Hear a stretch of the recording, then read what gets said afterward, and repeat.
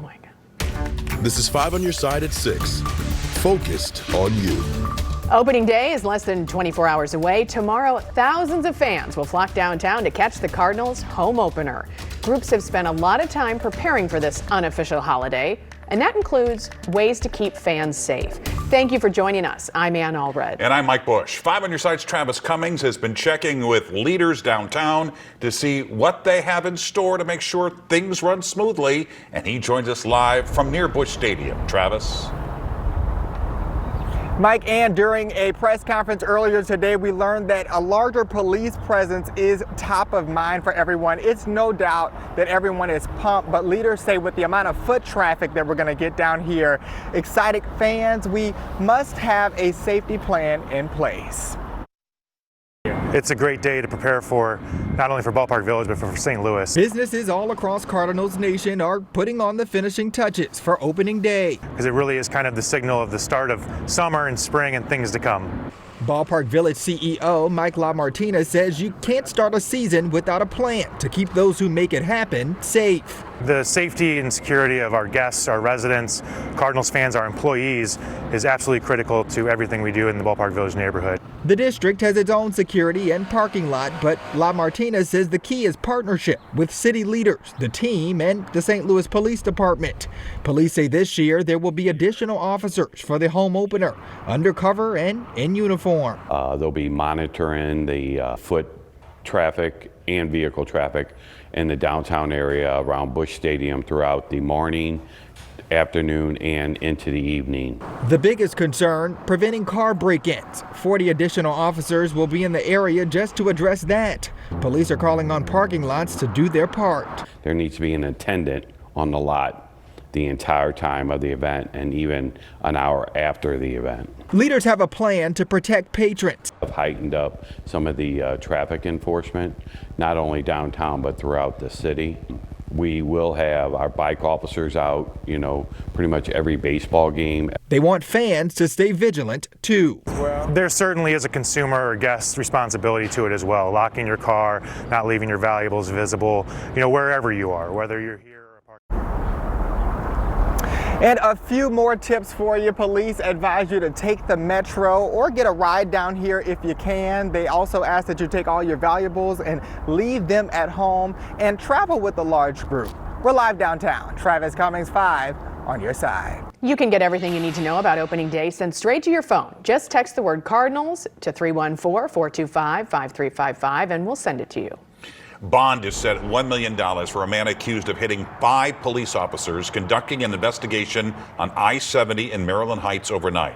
Matthew Jones is facing several felony DWI charges. A toddler inside his car was also hurt. Ryan Henson joins us in studio with the latest on this case and the conditions of those involved in that crash. Ryan. And Mike, as more about the man behind the wheel comes into the newsroom, I'm tracking the status of the 6 hospitalized and that injured canine. Now, thankfully, 2 officers are out of the hospital, but 3 are still recovering, and there's no update right now on that toddler that was in the car with the man we just saw. This started as a chase out of St. Charles County, ended as a crash, disrupting traffic at I-70 and 270. A group of St. Charles County law enforcement officers and a toddler were injured in a crash caused by a driver who failed to move over. Lake St. Louis police officers were working for the St. Charles County Auto Task Force when a chase began in St. Charles County. The suspect crashed at eastbound I-70 and 270. It was disabled and blocking the road. They then had to block the roads themselves to keep people from hitting that car until a tow could come get it out of the way. 6 officers in total were investigating the initial crash with their emergency lights on. Around 1:45 a.m., a driver who didn't move over crashed into the back of one vehicle, causing it to hit the other patrol cars and 2 officers standing outside of their vehicles. One of the officers was ejected from the driver's seat. But struck the rear of one of the Lake St. Louis PD cars. This caused the Lake St. Louis PD car to start rotating, and it struck the other Lake St. Louis PD car that was in the area. 31-year-old Matthew Jones is charged with multiple counts of DWI, endangering a child, and failure to yield charges.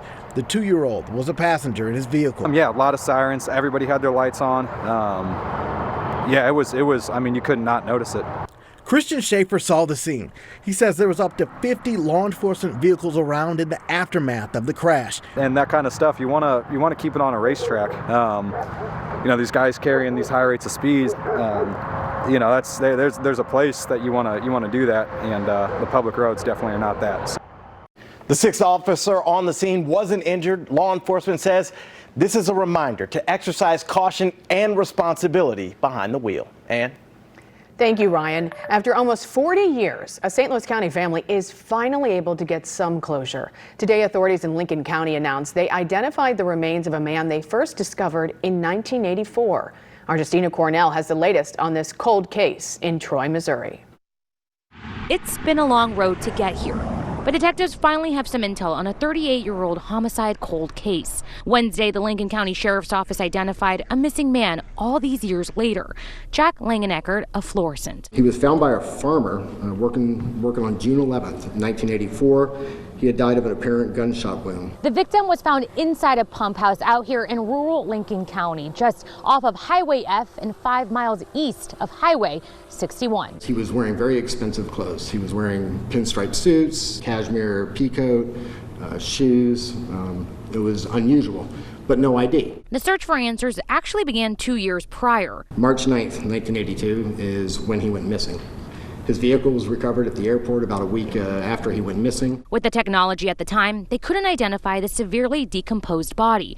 That all changed this year with the help of anthropology students and a professor at Southeast Missouri State University. My advanced students volunteer their time to do new anthropological analyses, come up with individualized forensic testing recommendations. The group sent data to Othram Labs and found a match. He was 50 years old at the time they disappeared. He was a father.